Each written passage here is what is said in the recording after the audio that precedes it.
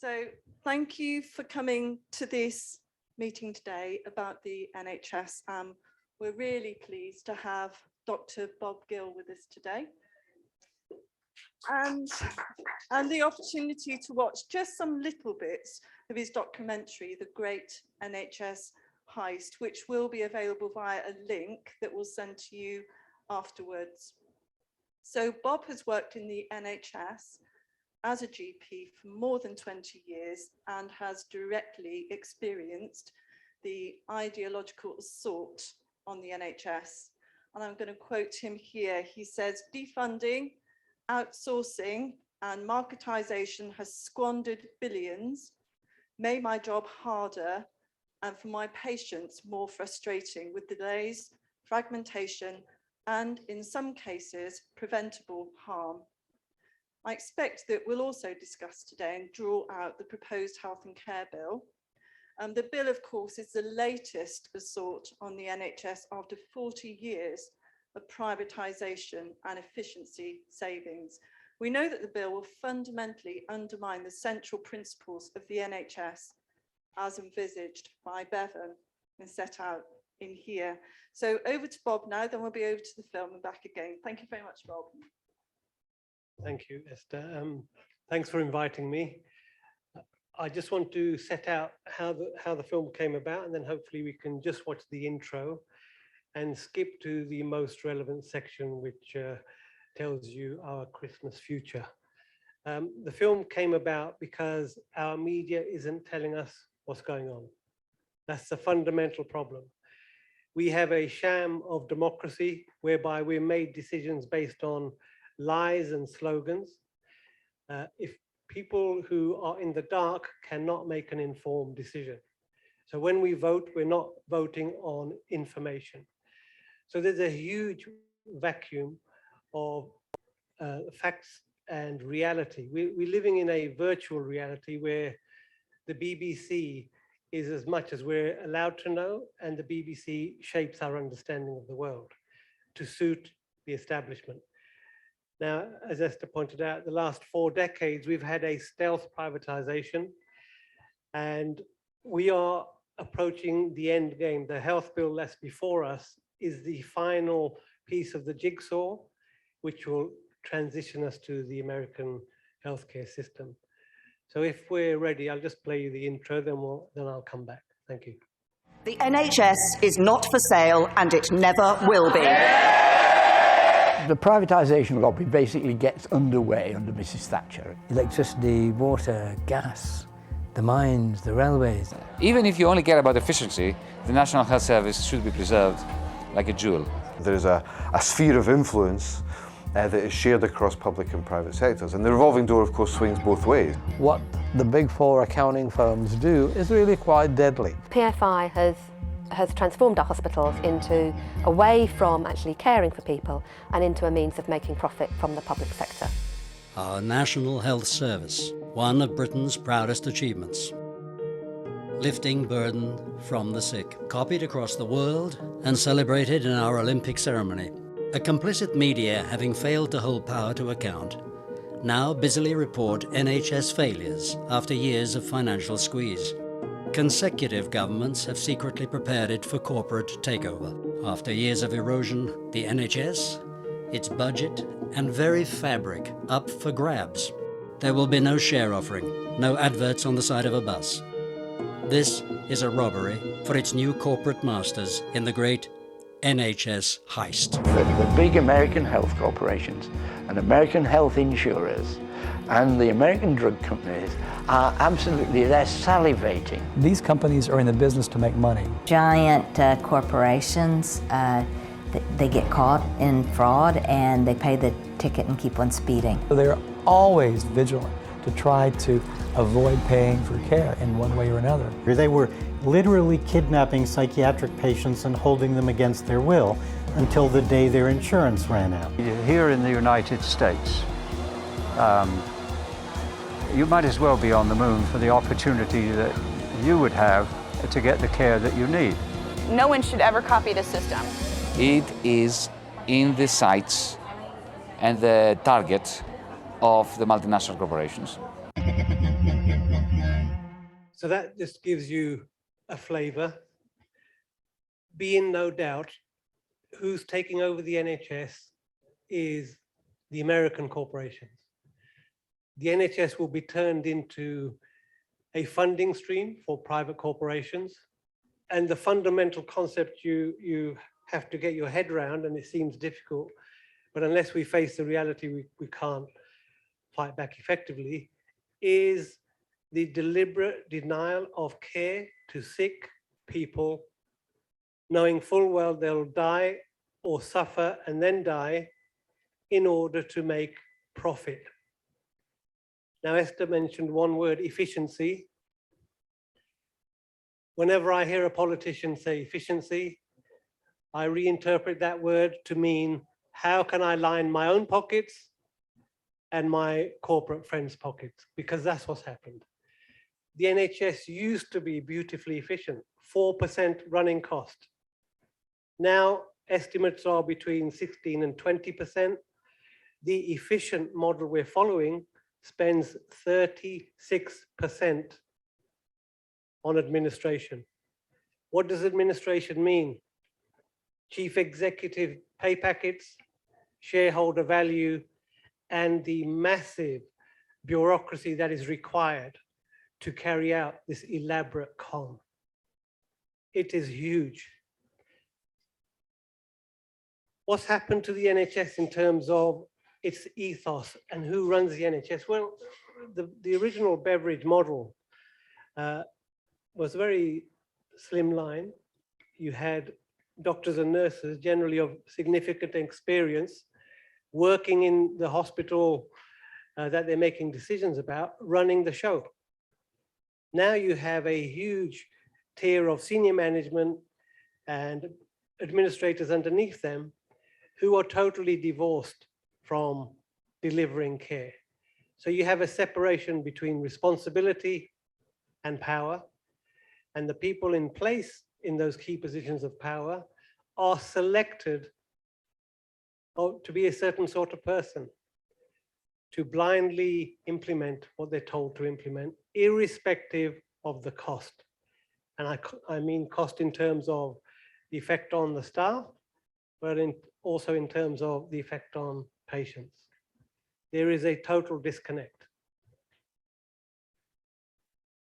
So that means there are several victims in this crime. You have the taxpayer who's being fleeced. You have the patients who are languishing, waiting to get into hospital, sometimes not even getting that far, but waiting for an ambulance at home. And you have the staff who are totally disempowered. And there are many incentives for them to remain quiet. They're broken. NHS staff are broken.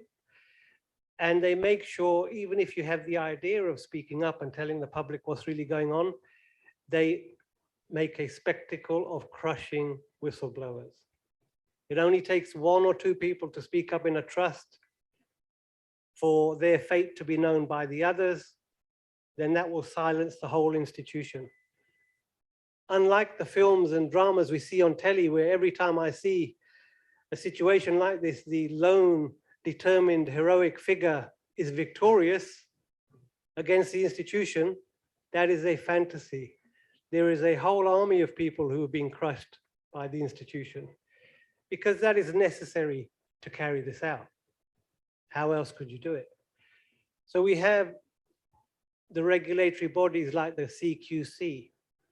These are not designed to work in our favor. They are designed to give the mirage of regulation and oversight. Most of the money to these bodies like the Care Quality Commission is spent at the people who are selected to lead these organizations. There's hardly any money to investigate stuff. How bad has the situation got? So if I put it to you that a government could issue an instruction that would force the whole medical community to discharge potentially infectious people into nursing homes, setting off a pandemic of 20,000 deaths, 20 to 25,000 deaths in a democracy, Would you believe that was possible? That's exactly what happened. Where were the medical professionals and the Royal Colleges and the unions? Where was the walkout from these hospitals? Where were the doctors and nurses pleading with the public on social media, this is a disaster waiting to happen? Now, I might have missed it, but I paid close attention to these things. Did any of you see a mass awakening of these people speaking out? You did.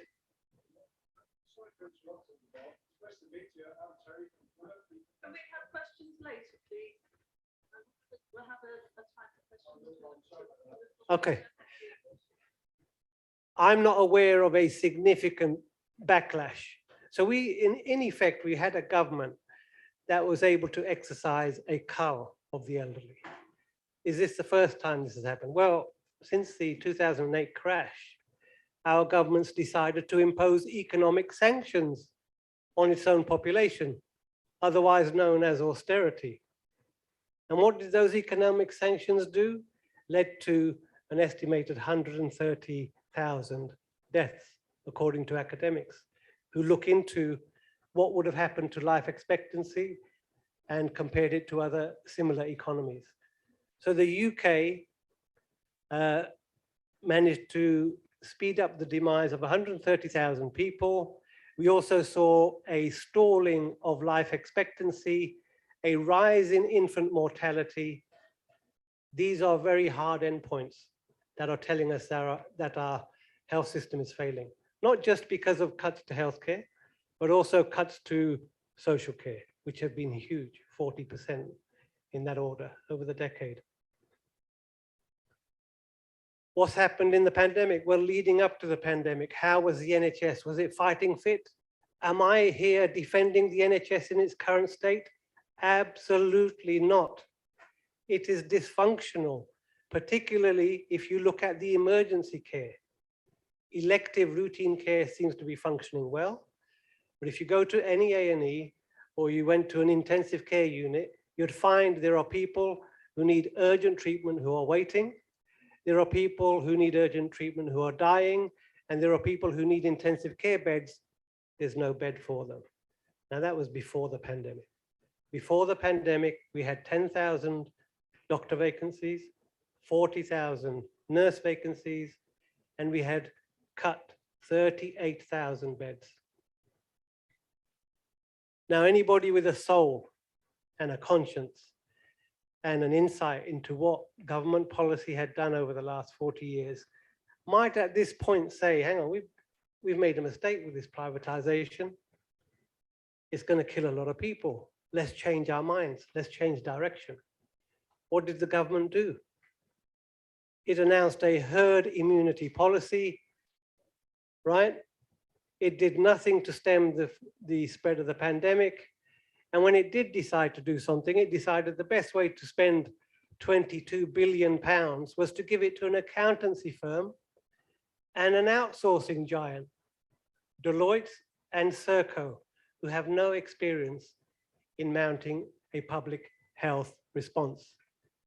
What would have been the rational thing to do if you wanted to preserve life and spend money well? The rational thing to do was to send money to local councils, make sure nursing homes were better funded, and to rebuild capacity within the NHS and listen to the experts that had been downgraded and shut down and outsourced ever since the 2012 Act. None of that happened.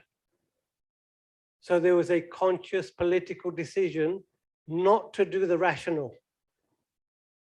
And as a consequence, the former Chief Scientific Officer, David King, estimates that the government's handling of the pandemic, not only massively expensive waste of money, but cost 100,000 lives. Now, is anybody keeping count of the number of preventable or premature deaths I've listed already? We're getting close to 250,000 people in the last decade died preventably or prematurely. That's quite a lot for a Western democracy that prides itself on an open media, supposedly. So they're not telling you this story. So it's down to people like myself and many people who supported me to tell you this, because I'm no economist. I'm not a health policy analyst, but I've had to become one in order to translate what is potentially quite a complicated thing in a way that is believable based on an understanding of how the system has been deliberately run down. So what does the film hope to achieve? We want you to start thinking like a financier and a banker and a billionaire. Get into their head. What is the NHS to them? The NHS is not a beloved institution looking after everybody according to need and not the ability to pay. Come on. What planet are you on? That is not how they think of the NHS. They see the NHS as a significant part of the economy, which they need to get their claws into to extract as much wealth out of it, irrespective of what the damage is done to patients who need care. So there's a siphoning operation going on, okay? The NHS, you can break down into 3 assets. You have the land and property. You have the patient data, which is a huge asset, commercially exploitable. And you have the budgets. Now, how did they steal the land? Well, we had a very good financial contract known as Private Finance Initiative, where we decided to saddle the NHS with a millstone of private debt constructed in such a way that early on it was quite affordable, but later on became more and more unaffordable. The servicing of the debt was protected and ring-fenced at the cost of providing services. So everything took a back seat if PFI was in the picture.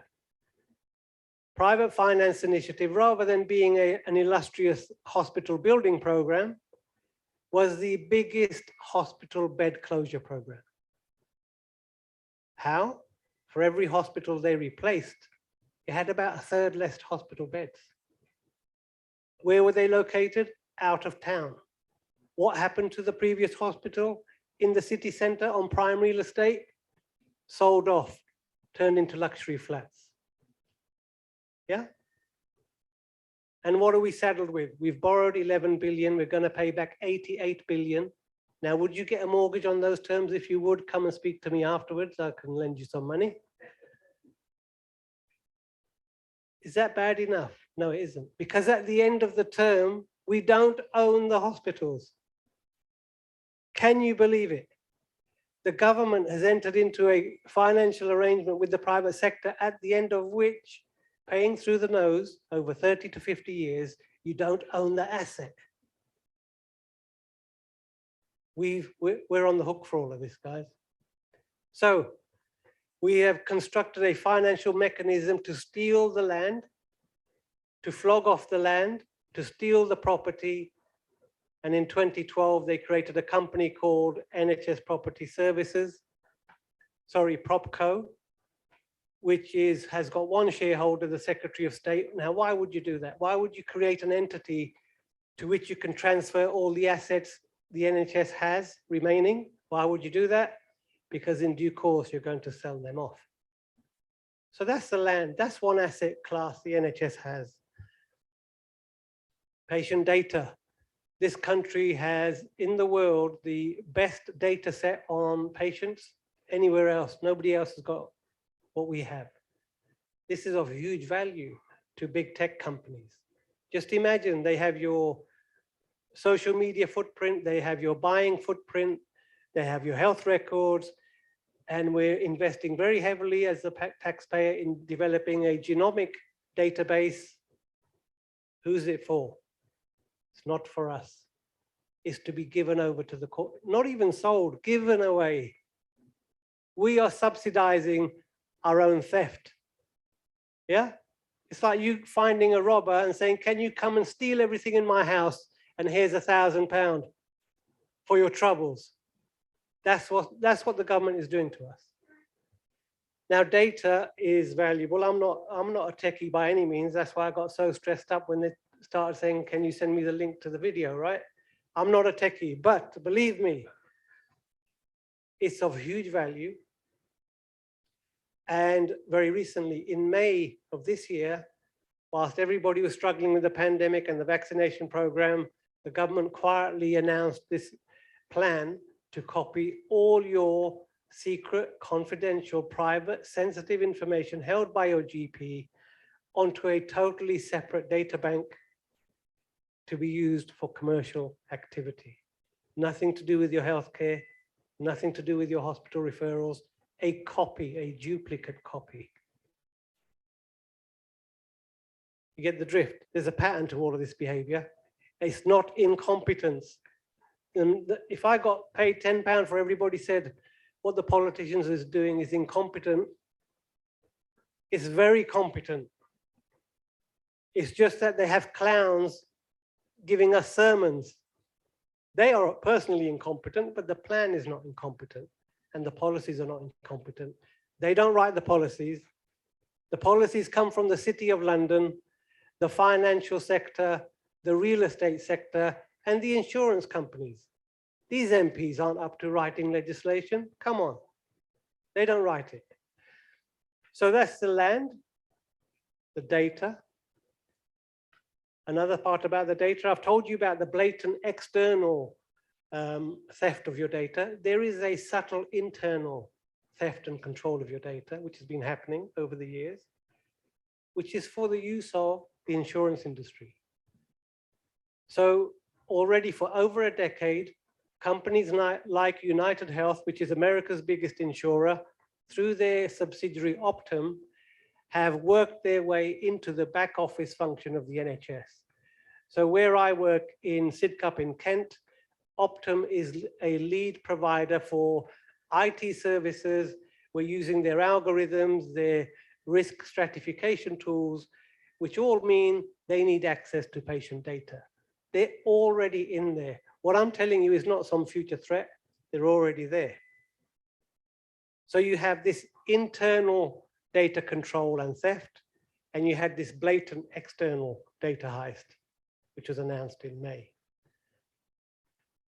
Now, what's probably most important is the budgets. What is spent on healthcare? Now, the billionaires and the bankers don't want money spent on fixing the plebs. That's not the point. That's just a necessary, avoidable byproduct of the business model. The business model is to develop as many siphoning channels, so to make as little as possible goes in the delivery of healthcare. Now that's how the insurers work. Yeah. Do insurers like high-risk people or low-risk people? They like low-risk people. How do they avoid the high-risk people? Well, they set in a system whereby as soon as you become high risk, they've got various tricks to deny you care. So that's why it's very important for us to go to America and tell you how their system works. And that's a significant part of the film, because it is truly unbelievable what goes on there. Now, Michael Moore, hopefully you've heard of Michael Moore, makes documentaries. He made the film Sicko in 2007. If you haven't watched it, please watch it. That is our future. Sicko is about people who are insured. It doesn't look at the uninsured. It looks at the people with insurance who, when they become expensive, when they require a transplant, when they require chemotherapy, the insurance companies look at the small print of the medical records that the government have given them access to and say, well, you didn't declare this on the policy you took out, we're not going to give you the treatment. Or you didn't read the small print, we're only going to pay $500,000 for your cancer care. Anything after that is down to you. Who looks at their policies in the small print whenever they get cover? I don't. How do they make their money? Denial of care. There are other ways. Denial of care is number one. And what they call it to the stock exchange is a medical loss ratio. That's what you are when you get sick. you're a medical loss to the insurance industry, and the lower they can get their medical loss ratio, the greater the dividend, the greater the bonus for the chief executive. The whole structure, everybody in the system is motivated by performance-related pay and share options to act against your interest. Compassion, no. Evidence-based medicine, no, irrelevant. It's the bottom line. The system doesn't tolerate working any other way. So what does the new bill do? So you might not be aware, but the guy who's been heading up the NHS since 2014 is a guy called Simon Stevens. He has been groomed from a relatively young age to do what he's done. It's not been an unfortunate series of accidents. He was on the fast-track NHS management training scheme. He then became a health policy advisor to Tony Blair. He was instrumental in private finance initiative and the concordat with the private sector in the early 2000s, Alan Milburn's baby. Between them, they got rid of the last health secretary we had that believed in the health service, Frank Dobson. He was pushed to the side, persuaded to run for London Mayor. Meanwhile, Simon Stevens was steering the ship towards the American insurance model. In 2004, he left to do a decade of work for United Health. And when he left, his job was president for global expansion for United Health. And then he came back to the NHS. Now, what do you think he's been doing since he's back in the NHS? Could he have been preparing the NHS for United Health's global expansion, perhaps? What do we think? Maybe? So he came out with two policy documents, the 5-year forward view, the NHS long-term plan. If you can stay awake long enough and read them, other than the very glossy summary at the beginning, which pledges undying love for Anara and Bevan and the NHS, if you get past that and you understand what they've been doing and you can put it into context, these are both blueprints to get us to the US system, right? So he's prepared the way, and now he has his bill before Parliament. His bill will create what are called managed care systems, the subject of Michael Moore's film, also exposed in the Nixon Watergate tapes by his advisor, who summed up the whole enterprise. I'll paraphrase: the less care you give them, the more money you make. That's from the horse's mouth. That's what it's all about.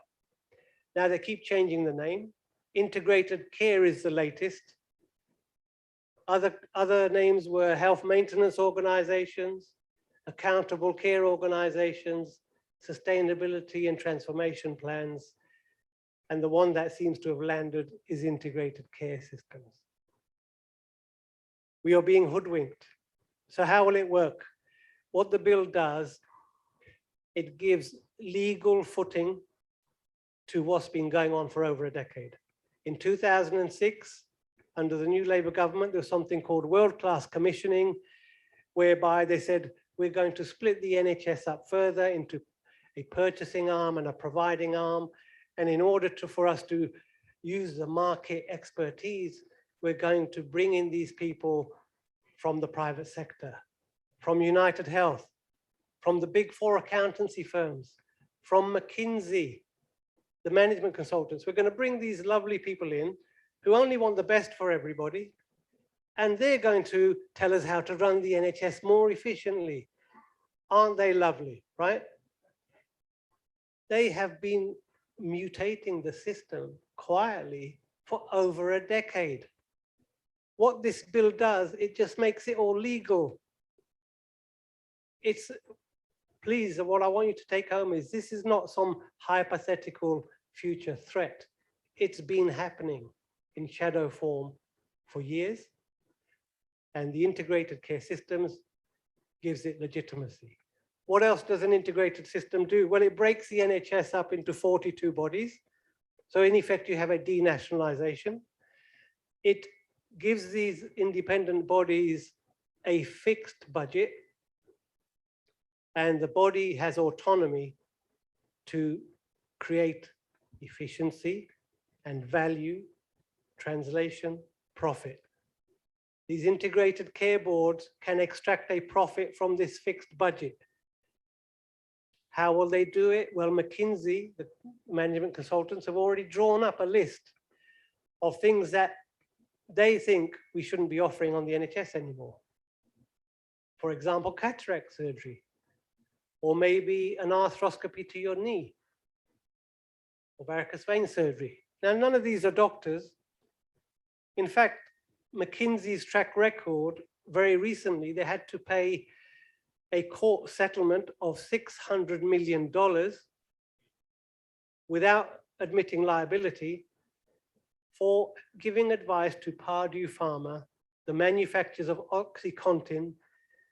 OxyContin, the drug that has been the root cause of an opioid pandemic in America, so far costing 500,000 lives. The people remolding the NHS were advising a drug company responsible for 500,000 deaths.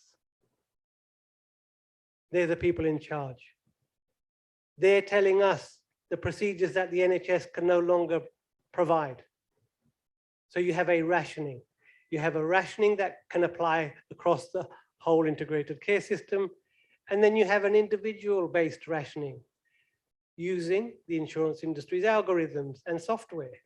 So they will say to you, well, you know, you've got this wrong with you, that wrong with you, and our algorithm says you won't survive the surgery, so you're not going to have it.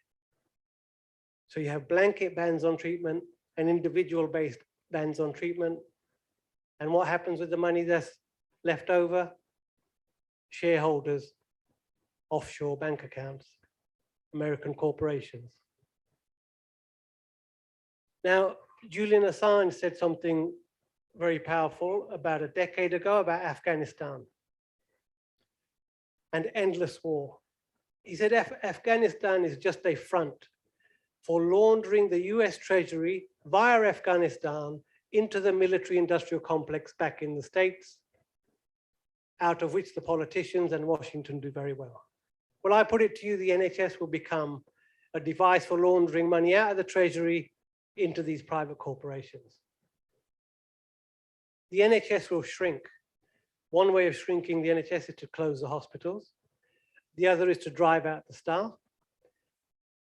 Yeah, so all that is happening. Now, these procedures that McKinsey tell us aren't necessary anymore. Well, you would think if they're unnecessary, there's no evidence to do them. Yet the private sector can do them and charge you for it. Isn't that grievous bodily harm and fraud? Wouldn't you think it would be a ban across the whole provision of medical care? That would make sense. That's not what's going to happen. So these are mechanisms to drive people into the private sector. Waiting lists are another mechanism, very effective mechanism for driving people into the private sector. Hearing horror stories about how the NHS is failing is another reason to drive people into the private sector. And having scapegoats is a way of destroying social solidarity and social cohesion, and giving people a sense that I just need to look after myself and my family and abandon the whole principle. So these are the sort of multiple levers that are being pulled. What else can I say about the bill? The bill, in terms of denationalizing the NHS, will get rid of national pay and bargaining. Right? There's also another agenda called de-skilling. That means replacing qualified staff with less qualified staff. It's happened across the public sector. Doctors will be replaced by nurses, nurses replaced by healthcare assistants replaced by volunteers. What could possibly go wrong? Now, there are two problems with that model. It's dangerous. And why is it dangerous? Let me put it to you. If the first person you see is not very well qualified or experienced, they have quite a big blind spot. The unknown unknowns become bigger. That's one problem. So they may miss more things that a more qualified person would spot. The other problem you have with inexperience is the confidence that comes with inexperience, something called the Dunning-Kruger Syndrome. If you plot confidence and ability, it's not a good sight, because people with least ability but don't know very much are quite confident. Then as you learn more, you hang on a minute, I didn't know as much as I did. Then you become experienced, then you become expert. So we're putting people with a big blind spot and undeserved confidence in a position of huge responsibility. Now, not only is that bad for you guys, it's bad for them, because they will suffer the moral injury of knowing that they've missed somebody who's later gone on to suffer harm or death. So it's a double whammy. So the victims here aren't just the patients. The staff are stuck in this toxic situation as well. So you have this, there are various pressures to build the private insurance sector. The control of the budgets, the ICS, who's going to control the budgets? It's going to be the insurance companies. The legislation seeks to repeal something at the moment called Section 75, which means that everything needs to go out to competitive tendering, open to scrutiny. We don't want any tendering, but if it's going to happen, at least let's see what's going on. They want to remove that in order to enable private sector monopoly within the NHS. So Optum United Health, we've done some research on this, which we hope to get published, have been the biggest people employed to train NHS leaders and local councillors. So they've been commissioned to the tune of, I think it was 17 million at least we found, to go around brainwashing everybody about how great their system is. Now, if you've been brainwashed by Optum, who do you think might be top of your list to contract to do this work when given that power to pass it over? There are some traps. There are, what I hear from the Labour Party is very worrying, because they keep feeding us traps. One trap is the more money trap. Now, after what I've just told you, if you think the solution to the NHS's problem is more money, then please leave the room now, because that is not the problem. The bucket of the NHS has got bigger and bigger holes in it. We need to repair the holes and not pour more money in. We need to extract the parasites.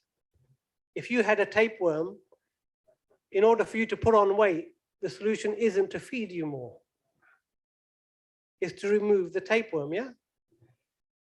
So this more money argument is totally bogus, because they're wasting time not telling you what I'm telling you, which is the real game. It's the insurance industry takeover of the NHS. The NHS will become, the US version is Medicare, Medicaid. The people, the insurance company don't want to touch, the poor and the elderly and the sick are bailed out by the US taxpayer. Funnily enough, they spend more bailing these people out than we spend on the NHS per head of population. Their system is twice as expensive as ours. Their system is worse performing than ours. Their system is endemically fraudulent. I've told you about the ways they siphon money out. A study by Don Berwick, professor of health economics, I think it is, he estimated 10% of the budget goes out in fraud. The more you have contracting, the more opportunities there are for fraud. If I was so inclined and I got onto the local council's housing department and was in charge of issuing planning permissions, and I could strike up friendships with the property developers and maybe go on and work for a property developer after my stint in the council. There's a temptation to indulge in fraud. There's a lot of that going on. If you have somebody paid by the state on a salary, there isn't really much option for fraud. They can't even dodge taxes. They've got to pay PAYE, right? So the systems they're setting up, they know are dangerous, they know are more expensive, they know have worse outcomes, but they're doing it anyway. Yeah?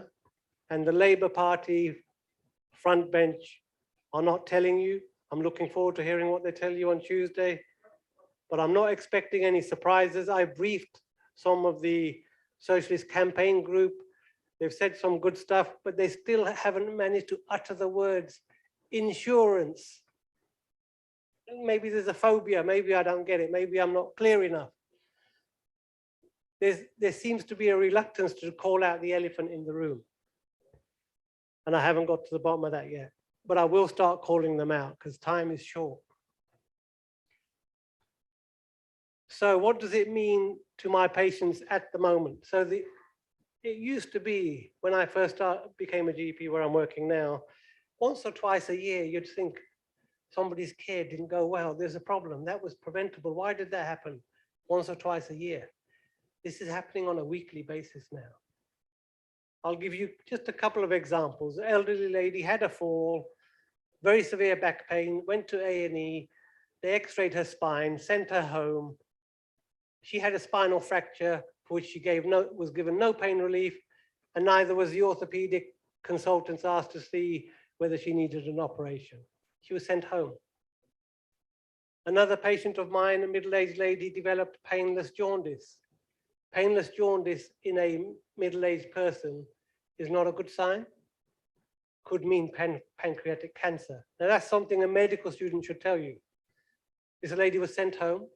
Not only was she sent home, we had to struggle to get her back to another hospital where she languished on the ward for 10 days, not getting the stent to relieve her jaundice. And while she was languishing on the ward for 10 days, the staff said, please speak up because we're too frightened too. That's the state of our NHS. Another patient in his 30s, unfortunately developed bowel cancer, came to the surgery, came in, walked in, looked in a terrible state. He was covered in a drenching sweat, raging fever. He just had chemotherapy. Anybody here know what's going on? He's just had chemotherapy for a cancer, and he's got a very high fever. What's going on is his chemotherapy has knocked out his immune system. Now he has a life-threatening infection until proven otherwise. So we call an ambulance.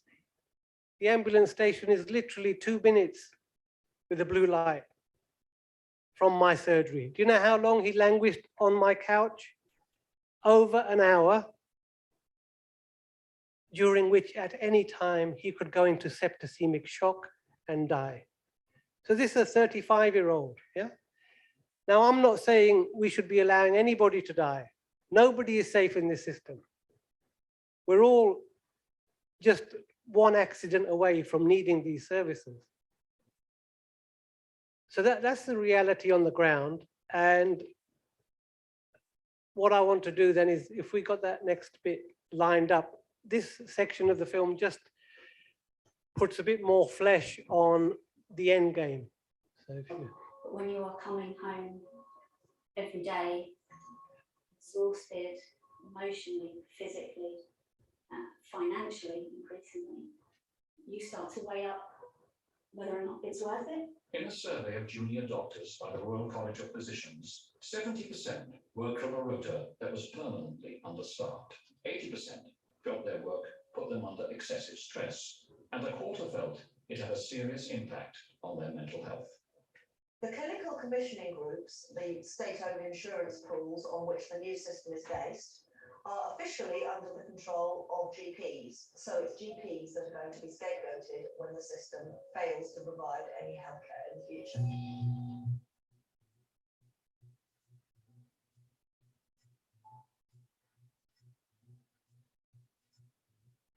insurance industry has contributed the man who now heads the NHS, the independent NHS, which takes very little instruction from government. And that man is Simon Stevens of the American insurance company United Health. Simon Stevens was the guy who was president of United's global operations. These are very big parts of these big corporations that are not widely understood. And they're looking to see how they can get enmeshed into the healthcare systems of other countries. The UK in particular, they had a presence in the UK for many years. They operate behind the scenes. They're usually behind the scenes consultants to the Prime Minister or someone who's over Canada to advise them one way or another. Of course, if they are coming out of a big for-profit insurance corporation in the US, they have advice.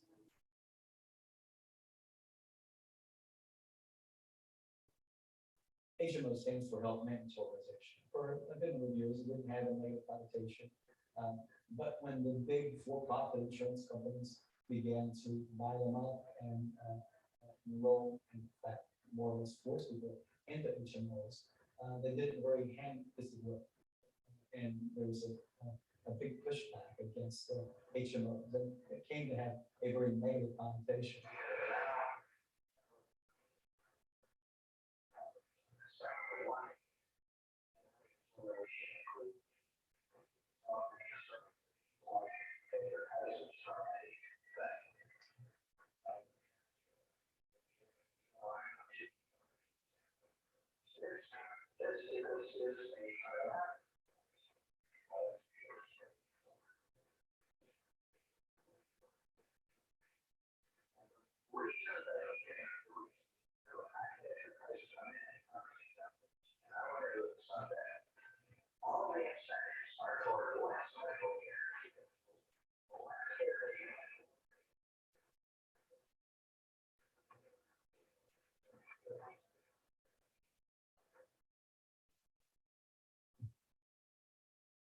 I am proposing today a new national health strategy.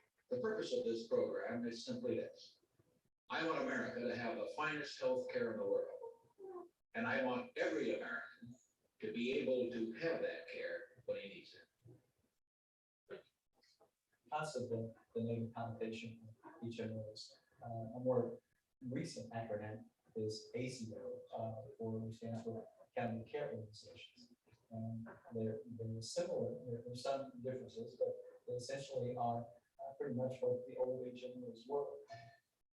In 2014, Stevens produced his 5-year forward view, presented as a modernisation plan for the NHS. But in reality, it's a blueprint to take us to the American healthcare system model. We will have the mass closure of hospitals and the formation of provider chains and networks of hospitals, which will be taken over by corporations. In primary care, we will see mass closure of surgeries down from over 8,000 surgeries in 2010 to around 1,500. And the staff will also be prepared for privatisation. We're seeing the wages slashed and also downskilling, replacing qualified staff with less qualified staff. The result will be a cheaper workforce for their new employers. And all this vandalism is being paid for by the taxpayer. At the moment, there is quite intensive marketing of private health insurance schemes to various people, and it's perhaps becoming increasingly tempting to go for that as the headlines come out explaining how awful the NHS is these days. The downside of it, of course, is that if you are seriously ill, the health insurers aren't interested in you at all, and you can't even get insurance. So during this transitional phase, a special arrangement called personal health budgets has been set up, which is intended to make sure that people who are seriously ill don't go anywhere near trying to get care from insurance companies. The American health insurers are already here. Since 2003, United Health Group, and through its subsidiary Optum, has been awarded NHS contracts across England to provide prescribing decision support software, management of GP referrals to hospitals, and crucially, to implement policy to redesign the NHS. United Health Optum is ideally positioned to capture control of NHS budgets allocated to GPs via their registered patient lists. Most doctors remain unaware of the privatisation plan of the NHS, which remarkably is fully endorsed by the British Medical Association. Stephen's NHS long-term plan will complete the transition to the American system, introducing financial incentives to deny patients care through a shared savings scheme copying United Health's own shared savings program. Many of the changes that this plan sets out are already happening somewhere in the NHS, and now they need to happen everywhere across the NHS.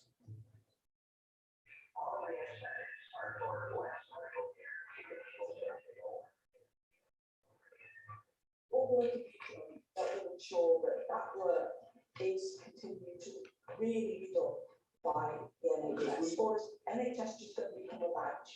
No, we are suggesting that the integrated care should be public providers.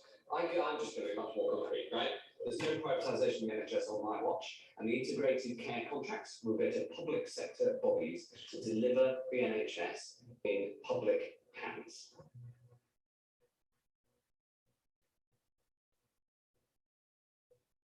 Look, I think everything with the trade deal is on the table. When you're dealing in trade, everything's on the table. So NHS or anything else, a lot more than that, but everything will be on the table, absolutely.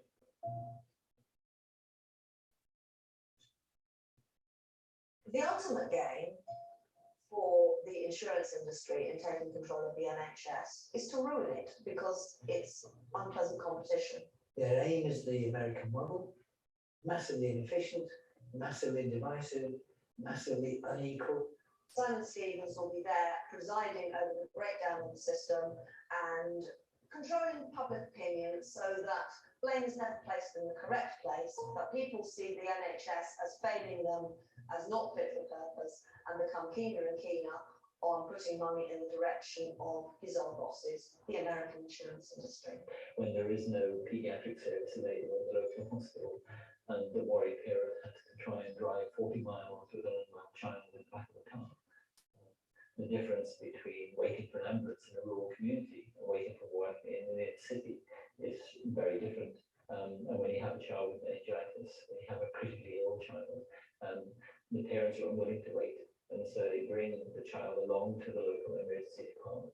The service is no longer available to support them. Patients are suffering in silence. They don't understand what is going on locally. They can't comprehend that the government would want to try and dismantle the National Health Service. And they still have the belief that it exists. They have the belief that it's always there for them.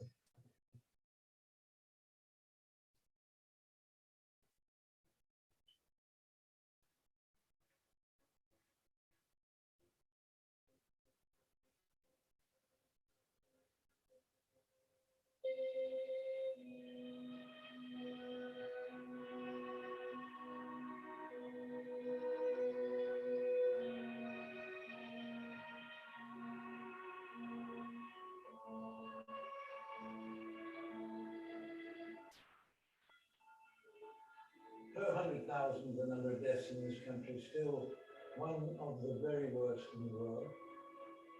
How many deaths could have been avoided with quick action in excess of 100,000? Well, I'd say. Yeah.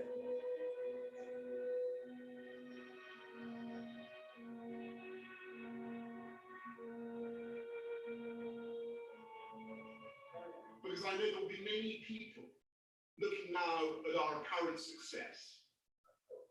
Leaders from all three main parties have, over the last 30 years, been enabling the corporate capture of the NHS, whilst claiming to support it.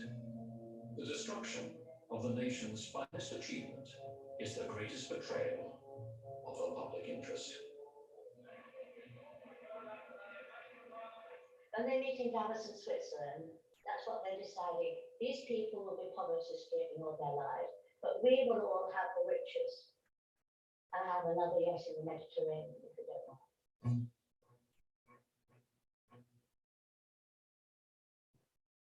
So I think we'll open up for questions now, yeah? Yeah. Thank you.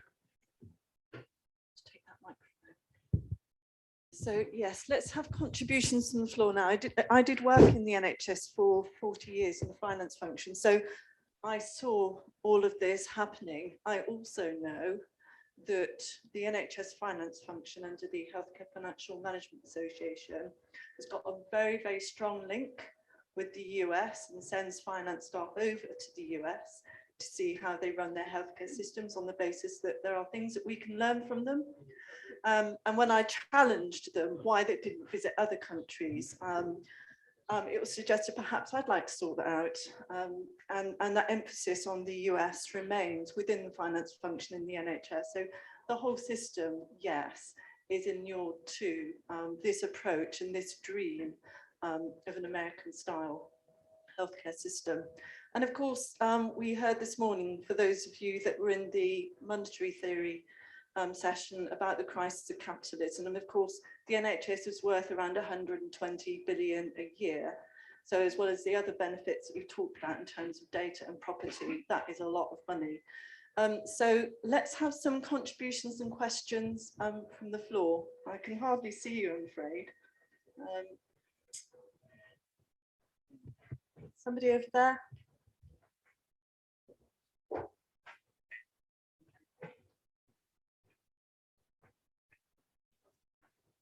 Yeah, my name's Charles. So which groups and political parties have you seen actually campaigning against this? Are there anybody that you've seen campaigning against this? How depressed do you want to get? So Lib Dem Tory coalition 2012 brought in the Health and Social Care Act. Tony Blair brought in PFI, further introduced the market, outsourced clinical care for the first time. So all three major parties in office since Thatcher's time really have done whatever they can to undermine the NHS. Remember, Thatcher said her greatest achievement was Tony Blair and New Labour. Well, she wasn't joking. Campaign groups, there's a problem with campaign groups, as we know with the recent events in the Labour Party. The memberships are fine, it's the leaderships. So you can look at, I'll name them, Keep Our NHS Public, one of the biggest campaign groups for the NHS, been going years, aren't very successful, right? But their function isn't to succeed. Their function is to waste campaigners' time, to demoralize them, get them repeating totally bogus arguments like we need more money, for example, right? And towing the right-wing Labour line, yeah? When anybody wants to get the truth out, they're not welcome. I'll give you an example of what I've experienced personally. So in 2015, I wanted to stand as chair of Keep Our NHS Public. The day before an AGM, they withdrew my membership and tried to bar me from entering the building. Does that sound familiar? Yeah, this same tactic is across NHS defence. So there's also a problem with good people. Good people think everybody else is good and underestimate the ruthless depths to which they will sink, fabricate stuff, make up lies, smear. Now, we were hearing about smears today. I've been smeared. I've had meetings of mine cancelled.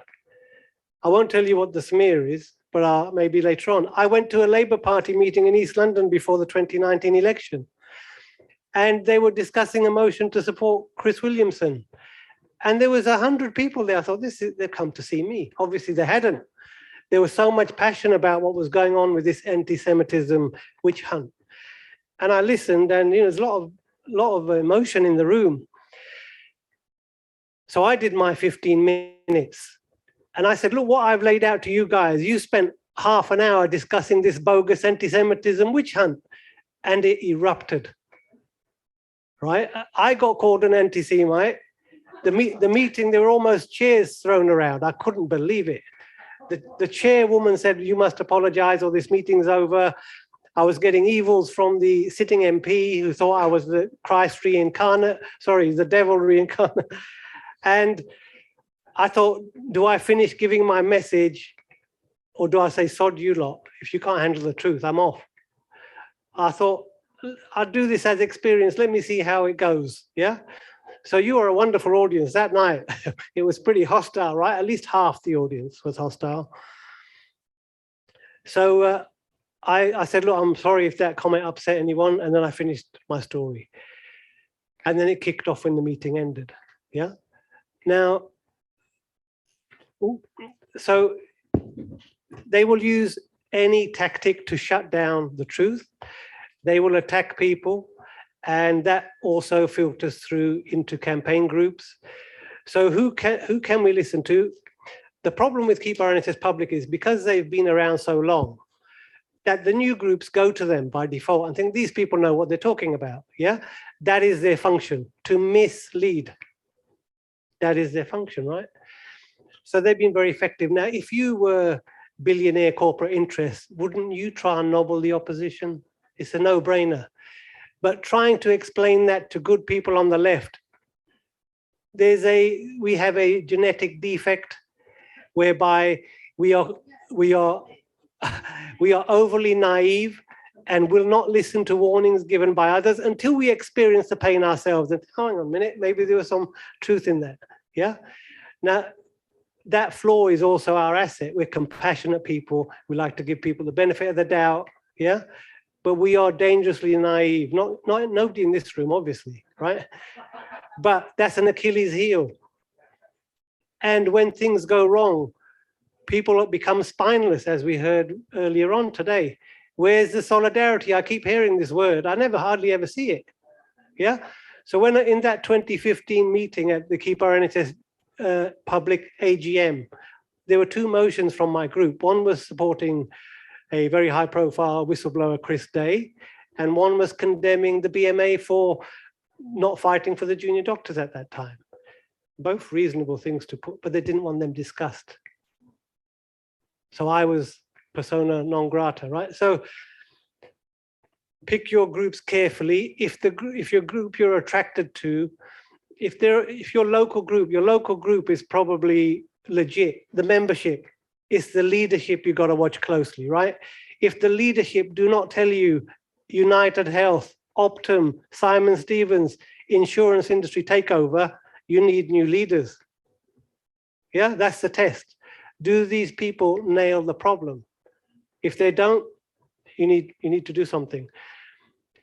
Do these people fall into traps of more money? Or do they make this self-defeating argument, let's give everybody a pay rise, without first appealing to why it makes sense to the patient to pay people well, right? It makes sense to pay people well. You retain them, you motivate them, you attract other people, you attract high quality people, yeah? So there is a mutual self-interest in paying nurses well. But is that ever made by the unions? No, it isn't. Why not? There's a mental block. Yeah, so I want to hear a reasonable argument. If somebody said to me, look, here's the evidence that a private health system works much better, all right, then go for it. But it doesn't. The reason, this is the only country which had universal health care free at the point of use, funded through taxation first, and it was a huge success. And they've been trying to destroy it ever since. Groups that I think are doing some good work. One group is Every Doctor, who not only have campaigned on the PPE issue, they're supporting whistleblowers. They're also doing a campaign to counter the right-wing GP attack, which we predicted 2 years ago, although the reason has changed. You need scapegoats, right? And you need to call people out, and they're gently calling people out. I'm trying to get them to heat up the rhetoric a little bit because time is short. So Every Doctor is good.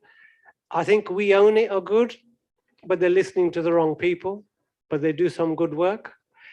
And local campaign groups, yeah? If you can suss out your leaders And if they're good, support them. If they're not, the membership need to get rid of them. Yeah. Hope that answers your question. I can also suggest that you join the Socialist Health Association, and the leaflet here has got details on how you can do that. Yeah. Another question from back. Can I just come back on the organizations? I'll give you a story. So if you follow my Twitter, you might find it. There was a doctor called Dr. Clive Pidell, who formed his own party called the National Health Action Party. Right?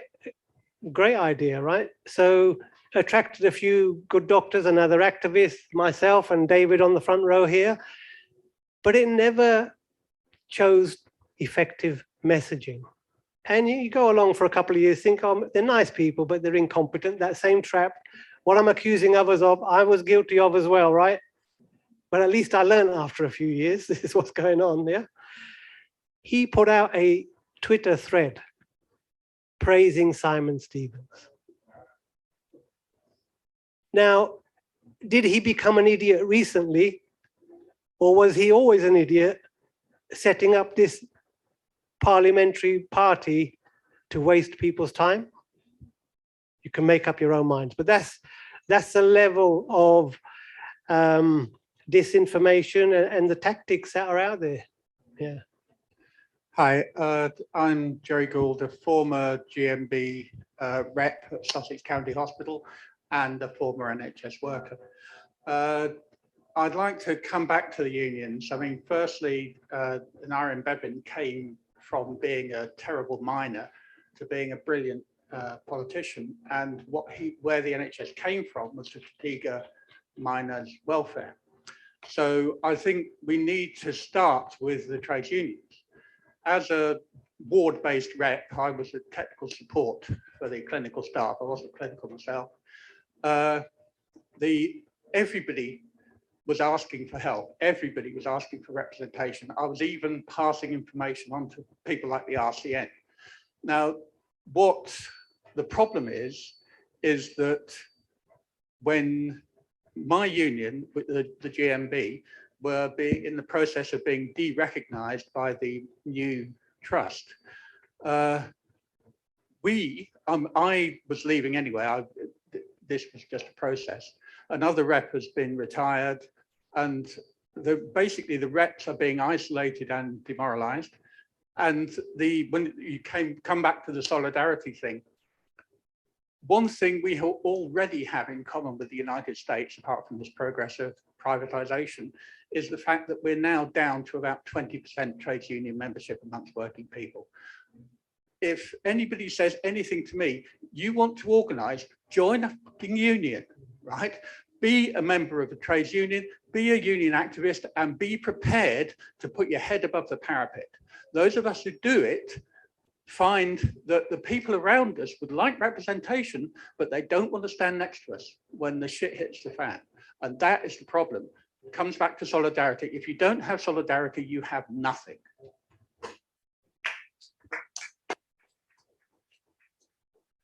Yeah, no, I agree. You have to organize on some level. Maybe it's my imagination, but I think we had a bit more spine back in the 70s when I was growing up. You know, I'll give you an example of spinelessness. So I went to a GP clinical commissioning group meeting, and I thought, is it just me? So I'm gonna speak to everybody in the, you know, in the over coffee, 10, 15 minutes, getting people's views. I'm saying, how are you finding it? Do you have a problem? Is there trouble getting services, this, that, and the other? Are you happy with the direction of travel? They more or less agreed with me, right? So I went in and I was going to confront the GP chair, former Labour MP, as it happens, Howard Stoke. And I said to him, look, you're presenting us with this Disneyland version of reality, right? That everything's getting better and we can spend less money. That's nonsense. Things are getting worse and you're spending more money. It's the exact opposite, right? And I said, all my colleagues here agree with me. Put your hands up, everybody who agreed with me outside. Did one hand go up? Right? It's shocking. So, yeah, I think we need to relearn the lessons that, you know, our parents and grandparents learned the hard way. We've forgotten how to fight. And I think it doesn't help that mainstream media brainwashes us and creates a fantasy of justice, but that doesn't exist. There are also some psychological flaws that we have for survival. One of them is trusting in authority and leaders. I think there was a psychiatrist or psychologist, Milgram, done some work in the 70s, looking into how was it that good people allowed the Nazis to rise in Germany. And he worked out there's an evolutionary benefit to believing in your leader and following your leader. Now, when we were living in tribes, the leader was generally the biggest bloke who was the best hunter, right? That's your survivor. We don't have leaders like that. We have the worst among us leading, right? So when you have malign leadership, what used to be an evolutionary advantage becomes a disadvantage. And we need to be aware of that. And the other is the just world fallacy. So in order to protect ourselves psychologically, we construct things, we perceive things in a way that is least psychologically challenging. I'll give you an example. If your neighbor wins the lottery, you will say, oh, he was a good bloke. He deserves that luck, yeah? If your neighbor gets convicted wrongly of manslaughter, you say, I knew his eyes, he had evil eyes, right? Because you can then make sense of the outcome, yeah? And these psychological flaws, conformity, following leaders, not rocking the boat, we all have them, but we need to point them out and try and overcome them, not pretend they don't exist. Thank you, Bob. We have one over here. Thanks. Hi, my name is Felicity. I think what surprises me is that people are surprised. This is an Anglo-American empire. They have a very efficient military-industrial complex. And we've seen since the time of Thatcher how she completely reversed, because there was that acceptability. It didn't matter whether you were on the left or the right, but there was that acceptability that the NHS was an entity that would remain. One side wanted it to grow and develop, the other wanted to try and prevent as much growth and development. So I am surprised that people are surprised, especially with PFI and what have you. That was Brown, wasn't it? Brown wanted to hide it from the Treasury books, keep it off the books of the Treasury. But so my question is, I think that all that I've been hearing, because also World Transformed and here, that it seems as though you need a revolution. I mean, we are in the process anyway of revolutionary times with the move from Western Empire to Eastern to the East. And so, in revolutionary, when empires are losing, they become the more maniacal, they become more outrageous, more military. So my question really is not to do with that. My question is, you see now in the United States, then you see Bernie Sanders, you even see Biden taking on this quest for a more unified health service. I mean, I don't know whether you think that is going to progress. And will it be at the expense, if so, of our health service? I don't know. No, it's a good question. I've been following that stuff closely. There's a YouTube comedian called Jimmy Dore who's done lots of very good work exposing the charade of the progressives in America. There was an opportunity where 6 or so supposedly progressive Democrats held the balance of power. And what Jimmy Dore and others were saying is, let's have a vote on the House of the Congress where they held the balance of power, yeah, which would make all these politicians vote on Medicare for all, yeah. They refused to do it. All these people who were trumpeting how great, universal healthcare would be, didn't do it. And it was only a gesture anyway, it wouldn't have become law. So these people, like Bernie Sanders as well, I'm afraid, jumped the wrong way. There have been nationwide demonstrations and campaigns for single payer, none of them attended. Yeah, so something's got to them. Either he was taken in a dark room and told to behave himself. I don't know. I'm only guessing. But there are very powerful forces at work now. If ever the US were going to get healthcare, it would have been in a pandemic. They haven't got it. They still don't have it. Everything they do is designed to maximize either profit for the insurers who've done very well out of the pandemic, or the drug companies who've done very well out of the pandemic. Still no talk of universal single payer. Even single payer it's an advance for them. But all it means is the taxpayer funds the insurers to fleece the taxpayer, right? You don't need these people, yeah?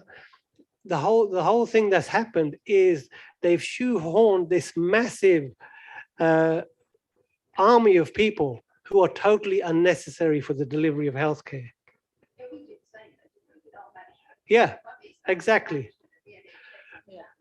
Yeah, that is the point. So, but you can't privatize it without that bureaucratic layer, who not only do they force through policy, but they make sure the staff behave, keep an eye on the staff, and make sure everything's covered up. So what happens when a whistleblower in the NHS speaks out? They lose their career. What happens to the people who caused the harm that they spoke out about? They get promoted.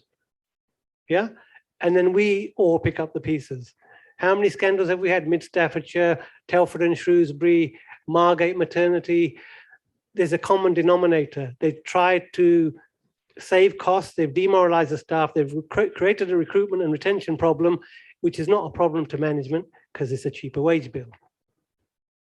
Yeah, what is a problem to us is not a problem to them.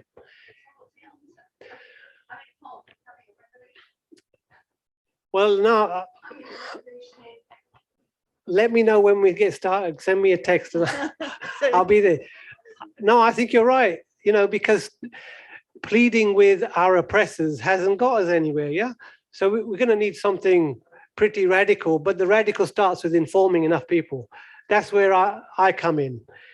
Any change required a small committed percentage of the population to make change. It didn't require 99% to make change. It was in the single figures percent of well-informed, courageous, and committed people. Yeah, and they're the people I'm trying to flush out with information. Yeah, so I think that's what we're trying to do over the course of these events, really, to equip people with information, to build networks and so forth across the left. And we've got there is information, and we've got the social group of MPs. Yeah. Why aren't they? Yes. We've got time for like one or two just really quick questions. Thank you. Back here, and then you, sir.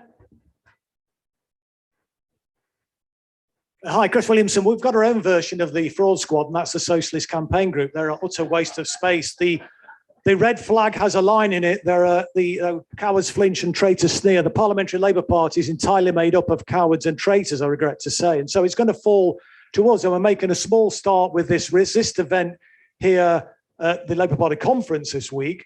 We've got the Festival of Resistance coming up in Nottingham on the 16th and 17th of October, which Bob is going to be speaking at as well.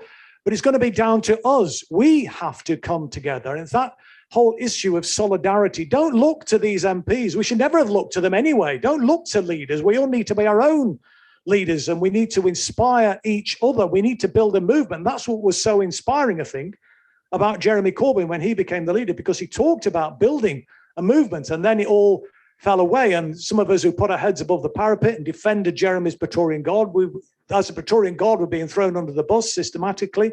And then I was ultimately thrown under the bus. And that spinelessness that that Bob has spoken about is absolutely there in spades, I've got to say. So it's going to be down to us, and whether it be a revolution, I do not know. But one of the other things, two things really I want to ask really Bob about is, well, first of all, a kind of a request really. Tax doesn't fund our public services. So this notion of taxpayers' money is a bit of a misnomer. Tax is not, money is not the issue. Funding is not a problem.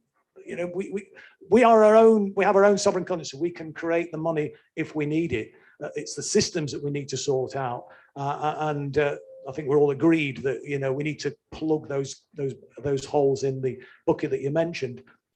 Comrade over here talks about the trade union, so I won't, you know, repeat that point. But in some ways, we mustn't allow this to become a council of despair, because you think, Christ, what can we do? It's just the problem's too big. And do we need, I just wonder, Bob, do we need a version of Extinction Rebellion, an NHS rebellion or something, to really gain the attention? Because no bugger's listening to us, and the campaign groups out there are actually, as you say, seem to be set up to actually sap that energy. And I just think we're therefore, you know, obviously get involved in this. It's great that people are coming today, not enough of us. Come to the Festival of Resistance, but let's build that movement so that we can actually, you know, not just save our National Health Service, but save the bloody country. Yeah, no, I agree with the tax point. You know, we did discover a magic money tree for Serco and Deloitte. We discovered 22 billion overnight. We discovered, was it 600 billion for the banks? Where did that all come from? So yeah, it's not a lack of resource that's the issue. It's a lack of will to give everybody decent life. In terms of movement, you know, the Labour Party, I think, you know, people's hope over experience is wasting a lot of good people's time. I can't see anything happening in the short term in the Labour Party to change my view on that. So yeah, whatever I can do to help inform people and get them asking the right questions and saying the right things to create a general awareness, I will do what I can. But I can certainly identify either the ignorant or the deliberately set self-defeating messaging that's coming out time and time and time again. So yeah, I think, you know, if there are many local campaign groups on the NHS across the country, if we can reach out and inform them that you're currently barking up the wrong tree, the big threat isn't to your A&E department, although that is real, but use that threat to paint the bigger picture, which is close the A&E, get people desperate so they go running off to the insurers. That's the bigger picture. Yeah, my name is Stan. I work for the NHS for 37 years or so. Good Law Project is actually quite good, and they have won quite a lot of. They're actually currently getting the government to actually reveal some of the texts that were put, and they're getting hold of phones. So they seem to be very legit. I mean, what you're basically describing is Noam Chomsky's How to Privatise the NHS. That's you know, and I think that if that's put forward, then people can see exactly what it was, and you can see the defund. People become upset, people then demand changes, and then they change. And I mean, it's a very, very schematic way of dealing with it, and it is simple. I understand it. So the origins actually predate certainly Simon Stevens.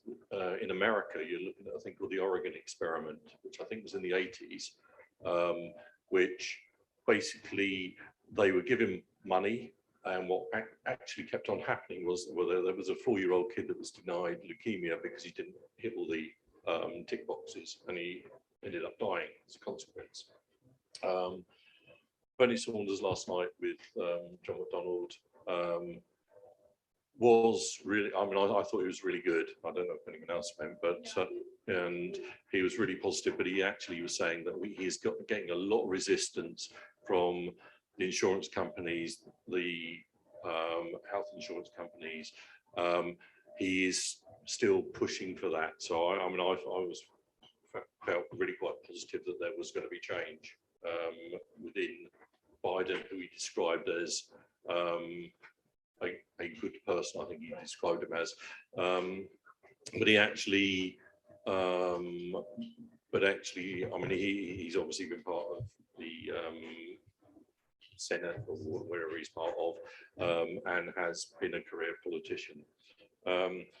The other thing also with the GP practices, they're not generally run by GPs, they're actually run by private companies, and that people are not necessarily aware of that. you mentioned about the integrated care organisations.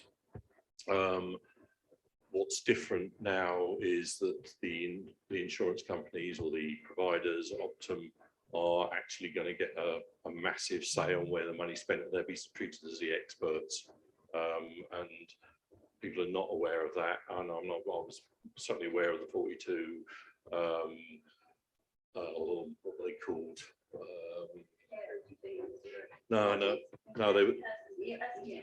They were called, right at the beginning, they were called footprints. Yes, absolutely. And you know that, and they were given £500 million, and that's all they could actually spend, because that was the £18 billion budget, and they had to go within it.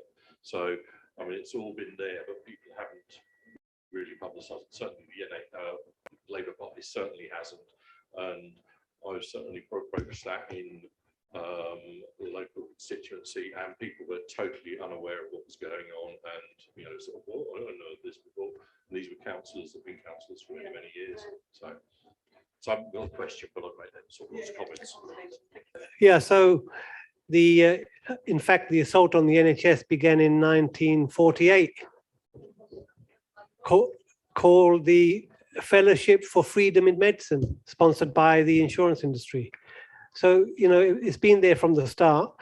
In terms of Biden being a good guy, well, ask the 2 million people locked up in American prisons for legal changes he made with Bill Clinton.